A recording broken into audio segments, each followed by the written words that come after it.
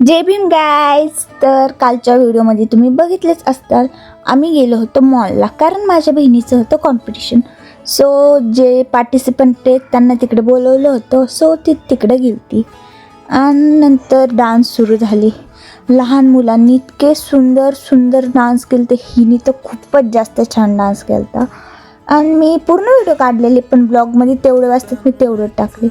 तुम्ही ह्या मुलीचा डान्स बघा, इतका सुंदर डान्स करते ना यार ही, म्हणजे इतका छान, म्हणजे सगळेजण इतकं सुंदर करत होते. आणि या डान्समध्ये ह्यांनी वेगवेगळे कल्चर रिप्रेझेंट केले होते.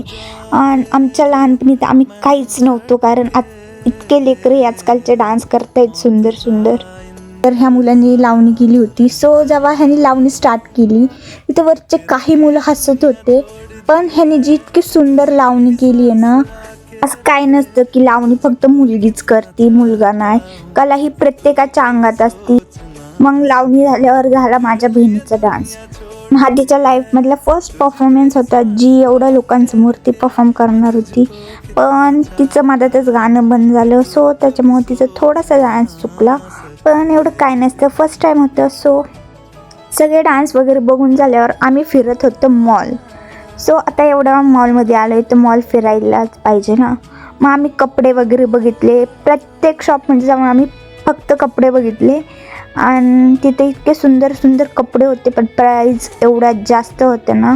सो सगळा मॉल फिरून वगैरे झाल्यावर तिथं विनर्स अनाऊन्स करणार होते. त्यांनी ब्रेक दिलं होतं थोड्या वेळाचं. नंतर विनर अनाऊन्स केले आणि तिथं खूप जास्त परफॉर्मन्स झाले, पण मी तेवढे परफॉर्मन्स ब्लॉगमध्ये टाकू शकत नाही.